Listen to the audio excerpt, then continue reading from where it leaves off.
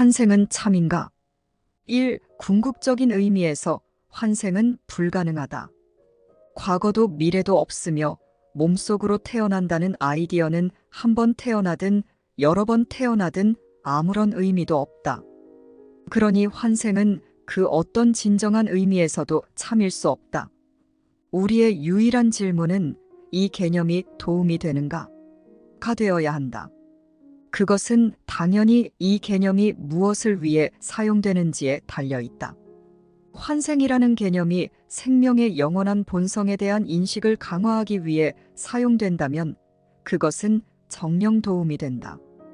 이 개념에 대한 다른 어떤 질문이 실제로 길을 밝히는데 쓸모가 있겠는가? 여러 다른 믿음들처럼 이 개념도 몹시 오용될 수 있다. 이러한 오용은 최소한 과거에 몰두하게 하거나 과거에 대해 자만하게 할 수도 있다. 최악의 경우 그것은 현재의 무력감을 일으킨다. 그 사이에 온갖 어리석은 생각들이 있을 수 있다. 이 어떤 상황에서든 환생은 지금 다뤄야 할 문제는 아닐 것이다. 어떤 사람이 지금 봉착한 곤란에 대해 환생이 책임이 있다 하더라도 그 곤란에서 오로지 지금 벗어나는 것이 그의 과제다. 그가 내세를 위한 토대를 쌓고 있다 하더라도 그는 자신의 구원을 오로지 지금 이룰 수 있다.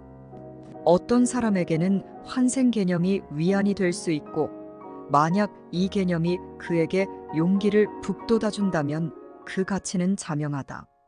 하지만 환생을 믿는 자와 믿지 않는 자가 모두 구원으로 가는 길을 발견할 수 있다는 것은 확실하다. 그러니 이 아이디어를 커리큘럼에 필수적이라고 여길 수는 없다. 현재를 과거와 관련지어 보는 것에는 항상 어떤 위험이 있다. 생명과 몸은 같지 않다는 아이디어를 강화하는 모든 생각에는 항상 어떤 이점이 있다. 3. 우리의 목적을 위해서는 환생에 대해 어떤 확고한 입장을 취하는 것은 도움이 되지 않을 것이다. 하느님의 교사는 환생을 믿지 않는 자에게 도움이 되듯이 믿는 자에게도 도움이 되어야 한다. 그에게 환생에 대해 확고한 입장을 취할 것을 요구한다면 그것은 그의 의사결정권뿐만 아니라 그의 유용성도 제한할 것이다. 그의 공식적인 믿음과 상관없이 우리의 수업은 누구나 받아들일 수 없는 어떤 개념에도 관심이 없다. 그는 자신의 에고에 대처하기에도 힘겨울 텐데 분파적인 논쟁으로 더 큰 부담을 주는 것은 지혜롭지 않을 것이다. 또한 단지 자신의 오랜 믿음을 옹호한다는 이유만으로 이 수업을 조급하게 받아들이는 것에 어떤 이점이 있지도 않을 것이다. 4. 이 수업이 생각을 철저히 뒤집는 것을 목표로 하고 있음은 아무리 강조해도 지나치지 않다. 마침내 그러한 목적이 성취되면 환생의 타당성과 같은 주제들은 무의미해진다.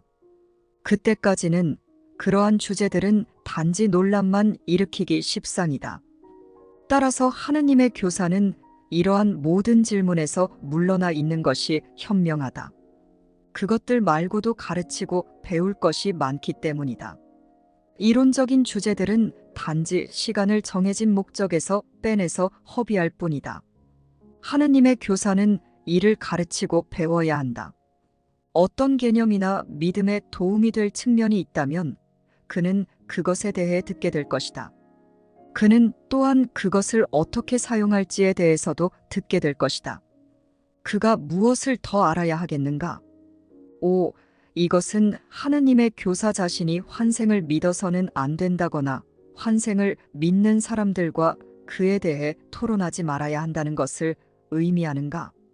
그에 대한 답은 분명히 아니다. 이다. 그가 환생을 정말로 믿는다면 그의 내면의 교사가 그러라고 조언하지 않는 한 그 믿음을 포기하는 것은 실수일 것이다. 그러나 그의 내면의 교사가 그렇게 조언할 리는 거의 없다. 그는 학생이나 자신의 발전을 해치는 어떤 방식으로 그 믿음을 오용하고 있다는 조언을 받을 수는 있다. 그렇다면 재해석이 필요할 것이므로 재해석이 권유될 것이다. 그렇긴 하지만 탄생은 시작이 아니었고 죽음은 끝이 아니라는 점이 그가 인식해야 할 전부다. 하지만 초심자에게는 그만큼도 요구되지 않는다. 그는 다만 자신이 아는 것이 배워야 할 전부는 아닐 수도 있다는 아이디어를 받아들이기만 하면 된다. 그러면 그의 여정은 이미 시작된 것이다. 6. 이 수업의 강조점은 언제나 똑같다. 너에게 완벽한 구원이 제공되는 때는 바로 이 순간이며 내가 그것을 받아들일 수 있는 때도 바로 이 순간이다. 이것은 여전히 너의 유일한 책임이다. 속죄는 과거로부터의 전적인 벗어남, 미래에 대한 전적인 무관심과 같다고 할 수 있을 것이다. 천국은 여기에 있다. 다른 곳이란 없다. 천국은 지금이다. 다른 시간이란 없다. 이것으로 인도하지 않는 어떤 가르침도 하느님의 교사에게는 중요하지 않다.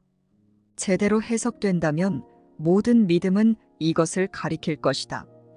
이런 의미에서 그 믿음들의 진실성은 그것들의 유용성에 놓여 있다고 말할 수 있다. 발전으로 인도하는 모든 믿음은 존중받아야 한다. 이것이 이 수업이 요구하는 유일한 기준이다. 그 이상 어떤 것도 필요하지 않다.